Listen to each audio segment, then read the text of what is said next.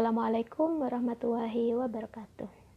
Kami dari kelompok 3 akan menjelaskan tentang ilmu sanad hadis.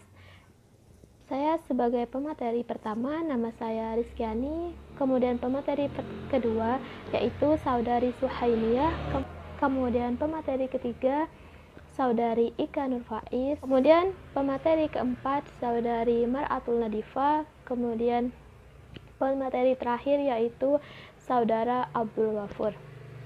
Baik, saya sebagai pemateri pertama akan menjelaskan tentang apa itu rijalul hadis. Rijalul hadis berasal dari kata rijal dan hadis, mana kata rijal tersebut bermakna beberapa lelaki, dan hadis yaitu sesuatu yang disandarkan kepada Nabi Muhammad SAW yang baik berupa perkataan, perbuatan, ataupun suatu ketetapan. Dalam konteks ini, kata rijal disandingkan dengan al-hadis yang bermaksud memberikan suatu informasi ataupun pengetahuan tentang para perawi hadis atau ilmu yang membahas tentang seseorang yang menyandarkan segala sesuatu kepada Nabi Muhammad SAW. Sedangkan ilmu rijalul hadis adalah ilmu yang membahas tentang para periwayat hadis baik dari kalangan sahabat, tabi'in maupun generasi selanjutnya yang disebut tabi'ut tabi'in dalam kapasitas mereka sebagai periwayat hadis. Ada pengertian lain dari ilmu rijalul hadis. Bismillahirrahmanirrahim. Ilmun yu'rafu bihi ruwatul hadis min haitsu annahum ruwatul hadis, yang bermakna ilmu untuk mengetahui para perawi hadis baik dalam kapasitasnya sebagai perawi hadis. Dengan rijalul hadis, penelitian hadis dapat dilakukan karena ilmu ini merupakan data yang lengkap untuk mengetahui para periwayat hadis baik biografi mereka maupun kualitas pribadi mereka. Dan manfaat ilmu rijalul hadis pertama yaitu untuk mengetahui para perawi hadis yang berada dalam tingkatan sanad hadis. Dengan mengetahui para perawi hadis akan mencegah terjadinya pemalsuan. Pentingnya ilmu rijalul hadis. Pertama, tidak semua hadis tertulis pada zaman Nabi Muhammad SAW. Hadis yang ditulis pada zaman Nabi sangatlah sedikit, sedangkan yang menerima hadis tersebut sangatlah banyak, sehingga menyebabkan banyak terjadinya suatu kekeliruan dalam penyampaian hadis. Selanjutnya, hadis yang disampaikan tersebut kadang-kadang dalam penyampaiannya mengalami perubahan redaksi, sehingga menyebabkan hadis tersebut menjadi rendah tingkatannya. Oleh sebab itu, dalam masalah ini diperlukan pengetahuan tentang para perawi yang ada dalam tingkatan sanad untuk menghindari kesalahan-kesalahan tersebut. Kedua, munculnya pemalsuan hadis.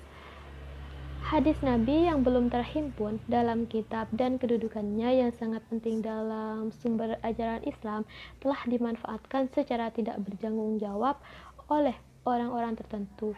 Mereka membuat hadis secara palsu berupa pernyataan-pernyataan yang dikatakan hal tersebut bersumber dari Nabi, padahal Nabi tidak pernah menyatakan demikian. Oleh sebab itu, ilmu rijalul hadis banyak membicarakan baik itu biografi para riwayat hadis dan hubungannya baik dari riwayat satu dan seterusnya, sehingga dalam riwayat tersebut lebih terhindar dari suatu pemalsuan hadis. Yang ketiga yaitu proses penghimpunan hadis atau dikenal dengan tadwin. Karena takut akan kehilangan hadis, pada masa khalifah diadakan suatu proses pengumpulan hadis oleh seluruh penjuru dalam menghimpun hadis. Dalam proses tersebut diperlukan suatu pengetahuan tentang sejarah hidup para perawi, sehingga dapat diketahui kualitas hadis yang dihimpun, agar tidak terjadi percampuran antara hadis yang lebih baik kualitasnya dari segi sanad, maudhu dan hadis dhaif dalam penghimpunan hadis tersebut. Pembahasan selanjutnya yaitu tentang kajian ilmu rijal al-hadis. Adapun para perawi yang menjadi objek kajian ilmu al-hadis di sini seperti berikut. Pertama yaitu sahabat, kenal dengan sebutan tabaqat awal, generasi pertama. Tentang kajian ilmu rijal al-hadis.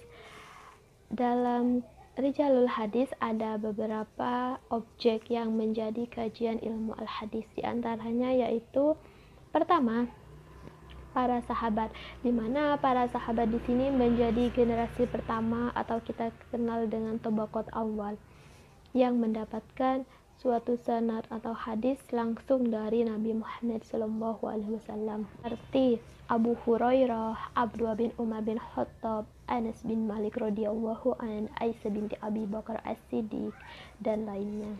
Yang kedua yaitu para tabi'in yang dikenal sebagai tabaqat tsani, generasi kedua, yaitu orang yang berjumpa untuk belajar dengan sahabat Rasulullah SAW dalam keadaan beriman, hingga dari sahabat kemudian diteruskan kepada para tabi'in seperti itu. Terus, objek kajian yang ketiga yaitu para mudhadramin, yaitu orang-orang yang mengalami hidup pada masa jahiliyah dan masa Nabi SAW. Akan tetapi para muhadramin ini masuk Islam, namun tidak sempat menemui dan mendengarkan hadis secara langsung dari Nabi Muhammad SAW. Menurut pendapat yang sahih, muhadramin di sini dimasukkan dalam kategori kalangan tabi'in. Misalnya Abu Utsman An-Nahdi dan Al-Aswad bin Yazid An-Nakhai. Terakhir yaitu para mawali, yakni para perawi hadis dan ulama yang awalnya berstatus budak. Kemudian materi selanjutnya akan dijelaskan oleh saudari Suhainiyah.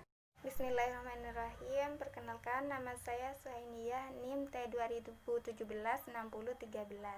Di sini saya akan melanjutkan penjelasan dari teman saya tentang Rijalul Hadis, yaitu syarat-syarat ilmu Rijalul Hadis, di mana sanad suatu hadis tersebut dikatakan benar jika perawi memenuhi beberapa syarat, yaitu yang pertama bersifat yang kedua dhabit, dan yang ketiga menjaga muru'ah. Bersifat adil di sini yaitu harus memenuhi syarat muslim, baligh, dan berakal sehat. Muslim, orang yang menjalankan ajaran Islam tersebut harus sesuai dengan dasar-dasar Islam dan al-hadis. Nah, sedangkan baligh di sini orang tersebut mumayyiz, mampu membedakan mana yang halal, mana yang haram, mana yang benar, dan mana yang salah. Dan yang ketiga yaitu berakal sehat. Orang tersebut dalam keadaan waras, tidak dalam keadaan mengigau atau tidak dalam keadaan mabuk, serta tidak terlalu fanatik pada golongannya. Artinya fanatik di sini orang yang meriwayatkan hadis tidak semerta-merta hanya meriwayatkan hadis yang condong pada golongannya saja. Yang kedua yaitu dhabit. Dhabit di sini ada dhabit fil kitab, ada dhabit hifdzi. Nah, dhabit fil kitab yang dimaksud dengan dhabit fil kitab di sini, orang tersebut kuat dalam menjaga tulisannya, sedangkan dhabit fil hifdzi kuat dalam menjaga hafalannya. Yang ketiga yaitu menjaga muru'ah, artinya orang tersebut berakhlak mulia dan menjauhi hal-hal yang tercela yang dilarang oleh Islam. Oke, for the next point tentang cabang-cabang ilmu Rijalul Hadis. Di sini ada dua cabang. Yang pertama yaitu tarikh ar-ruwah, yang kedua jarah wa ta'dil. Yang dimaksud dengan tarikh ar-ruwah di sini yaitu ilmu untuk mengetahui para perawi dari aspek yang bersangkutan, baik dari segi nama periwayat, tempat tanggal lahir, dan kapan wafatnya, sejarah perjalanannya, dan lain sebagainya yang berkaitan dengan sejarah.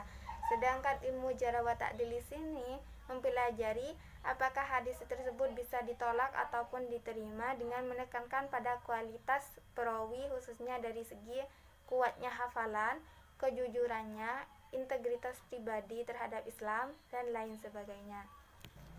Dan dari cabang-cabang tersebut, kelompok saya akan menjelaskan dengan rinci apa yang dimaksud dengan ilmu tarikh ar-ruwah dan apa yang dimaksud dengan jarah wa ta'dil. Yang poin pertama, ilmu tarikh ar-ruwah. Apa pengertian dari ilmu tarikh ar-ruwah? Kenapa kita harus mempelajari ilmu tarikh ar-ruwah? Saya akan menjelaskan. Ilmu tarikh ar-ruwah di sini ada dua kata, yaitu tarihun dan ruwah, yang berasal dari bahasa Arab. Tarihun artinya tanggal, waktu, serta sejarah. Sedangkan rawa rawa di sini artinya periwayat atau pembawa cerita. Jadi dalam bahasa Arabnya tarihun ruwah di sini sejarah dari pembawa cerita. Menurut istilah, Dr. Mahmud Tahan di sini menjelaskan ilmu tarihun ruwah adalah ilmu yang membahas tentang sejarah kelahiran para perawi, pemerolehan riwayat dari para syekh, pencarian hadis ke berbagai kota, dan wafatnya perawi. Jadi yang dimaksud dengan pengertian ilmu tarikh arwah di sini yaitu ilmu yang untuk mengenal para perawi dari hadis yang berkaitan dengan periwayatan mereka terhadap hadis melalui tempat tanggal lahir, sejarahnya, nama periwayatnya, dan lain sebagainya. Dan kenapa kita harus belajar ilmu tarihun ruwah di sini? Karena dengan cara kita mempelajari ilmu tarihun ruwah, kita bisa mengetahui apakah hadis tersebut bisa diterima atau ditolak dari segi sejarahnya. Seperti itu. Jadi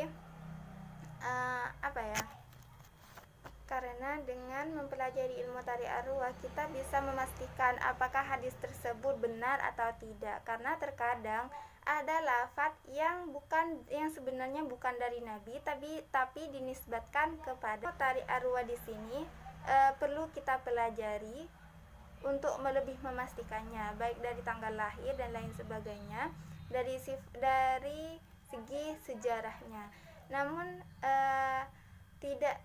intinya yang berkaitan dengan sejarahnya, tidak hanya tentang tanggal lahirnya saja, tempat juga perlu kita perjelas, karena kalau hanya dari nama ataupun tempat lahir ataupun ini terkadang ada yang sama gitu. Jadi tempat tinggal ataupun tempat lahirnya juga perlu dipertanyakan secara jelas. Terima kasih, mungkin hanya ini dari saya. Selanjutnya tentang ilmu tarihun ruwah, poin-poin selanjutnya akan dijelaskan oleh partner saya. Terima kasih. Wassalamualaikum warahmatullahi wabarakatuh.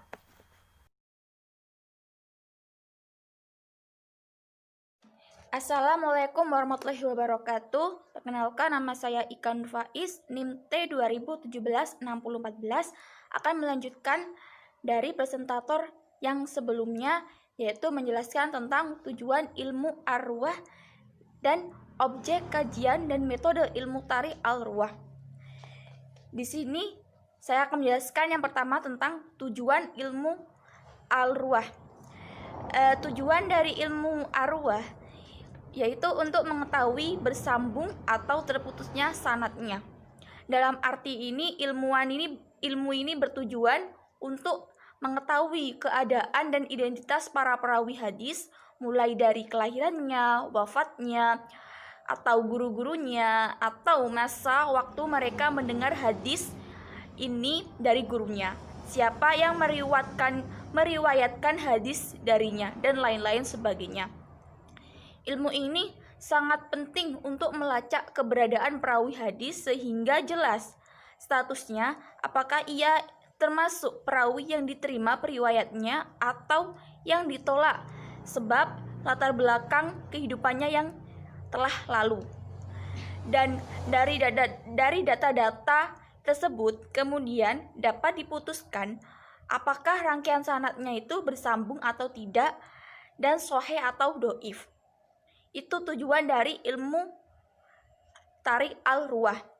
Dan selanjutnya yaitu tentang objek kajian dan metode ilmu tarikh al-ruwah. Objek pembahasan ilmu rijal al-hadis adalah sebuah tokoh atau semua tokoh yang terlibat dalam persoalan hadis. Sebagai turunannya, ilmu tarikh al-ruwah juga mempelajari tentang hal-hal yang sama yang bersangkutan dengan perawi hadis. Sesuai namanya, metode ilmu ini berfokus pada kajian tentang perawi hadis melalui pendekatan sejarah, bukan kepribadian dan kualitas perawinya. Pendekatan ini meliputi yang pertama yaitu nama lengkap dan nama panggilan para perawi. Dan yang kedua yaitu mengetahui tanggal lahir dan wafatnya para perawi. ini sangat penting untuk menolak pengakuan tentang seorang perawi yang mengaku pernah bertemu dengan seseorang atau guru atau syekh yang pernah memberikan hadis padanya. Padahal setelah diketahui tanggal lahirnya, ketahui wafatnya, dia tidak pernah bertemu kepada gurunya atau syekhnya yang telah mengajarinya tentang hadis-hadis tersebut. Maka bisa dikatakan hadis yang ia riwayatkan itu sanadnya tidak tersambung atau tidak jelas. Dan yang selanjutnya yaitu mengetahui guru-guru para perawinya. Harus tahu siapa guru-guru yang mengajarinya.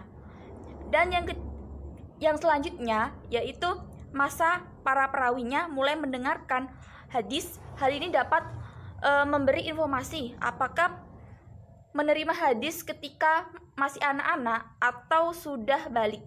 Hal ini sangat penting dikarenakan sebagian ulama hadis ini mempermasalahkan status semacam ini. Dan yang selanjutnya yaitu tempat tinggal dan negerinya para perawi. Dalam hal ini bisa diidentifikasi bahwasannya lingkungan sosialnya itu sangat penting. Semisal mazhab yang ada pada masa itu, atau terutama mungkin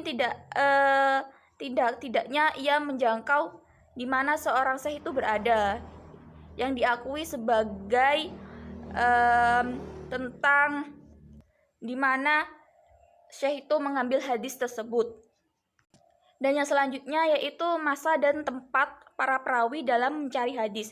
Masa dan tempat untuk perantauan para perawi dalam mencari hadis itu sangat penting, karena kita harus tahu pada masa berapa hadis itu ada dan ada di mana hadis itu berkembang. Dan yang terakhir yaitu orang yang meriwayatkan hadis dan dari para perawinya. Dalam membuat hadis harus jelas siapa yang meriwayatkannya. Maka metode pengumpulan informasi mengenai sejarah para perawi dengan berbagai kriteria yang difungsikan untuk memberikan gambaran yang baik mengenai kronologi hidup perawi.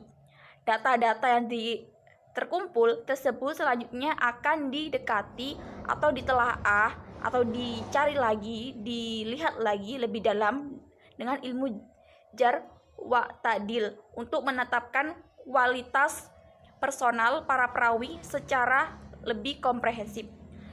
Terima kasih. Sekian presentasi dari saya. Akan dilanjutkan oleh presentasi yang selanjutnya, yaitu Ma'ratul Nadifah. Terima kasih. Wassalamualaikum warahmatullahi wabarakatuh. Assalamualaikum warahmatullahi wabarakatuh. Di sini saya akan menjelaskan tentang ilmu wajar wa ta'dil.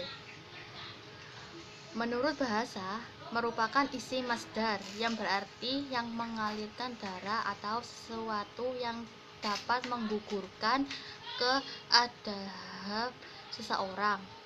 Lah, pengertian al-jahar ini dibagi menjadi tiga: al-jahar, al-aldu, at-ta'dil.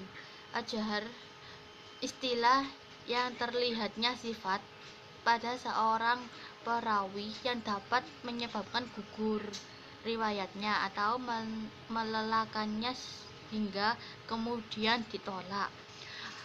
Kemudian al-adu, menurut istilah orang yang tidak nampan padanya apa yang merusak agamanya dan peraninya, maka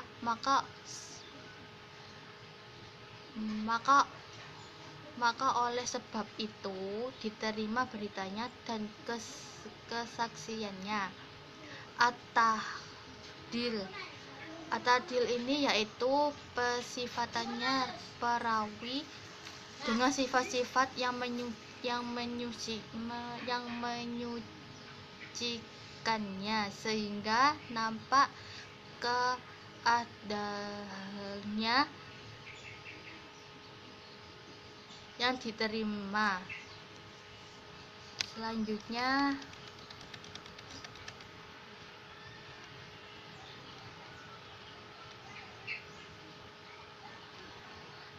perkembangan ilmu al-jahr wa tahdil. Ilmu ini tumbuh bersama-sama dengan tumbuhnya perawinya dalam Islam. Selanjutnya, al-jahr dan at-tahdil dalam ilmu hadis menjadi berkembang di kalangan sahabat, tabi'in, dan para ulama setelahnya. Sehingga saat ini karena takut pada apa yang diperingatannya Rasulullah. Sampai di sini penjelasan dari saya. Wabillahi taufiq wal hidayah wal inayah. Wassalamualaikum warahmatullahi wabarakatuh. Terima kasih. Assalamualaikum warahmatullahi wabarakatuh. Baiklah, di sini saya akan menjelaskan 2 poin. Yang pertama mengenai sebab-sebab perawi dijarah dan ta'dil, dan yang kedua mengenai syarat-syarat seorang kritikus. Baiklah, yang pertama mengenai sebab-sebab perawi dijarah dan ta'dil. Menurut Imam Ibnu Hajar al-Asqalani ada 5 sebab mengapa perawi dijarah dan ta'dil. Yang pertama adalah bid'ah, orang yang melakukan tindakan tercela di luar syara'. Orang yang disifati dengan bid'ah biasanya tergolong orang yang dikafirkan dan difasikkan dalam periwayatan hadis. Contohnya yaitu golongan Syiah Rafidhah. Kemudian yang kedua mukhalafah, yaitu menyalahi periwayatan yang lebih thiqah atau terpercaya. Kemudian yang ketiga ghalat, yaitu banyak kekeliruan dalam meriwayatkan hadis. Kemudian yang keempat jahalah al-hal, yaitu perawi yang tidak dikenal identitasnya. Kemudian yang kelima dakwah al-inqita', diduga keras sanadnya terputus, misalnya mendakwa perawi dan mengirsalkan suatu hadis. Kemudian poin yang kedua yaitu syarat-syarat seorang kritikus. Mengingat pekerjaan melakukan jarah dan ta'dil merupakan pekerjaan yang rawan karena menyangkut nama baik dan kehormatan para perawi yang akan menentukan diterima atau ditolaknya suatu hadis, maka para ulama menetapkan kriteria-kriteria ataupun syarat-syarat menjadi seorang kritikus.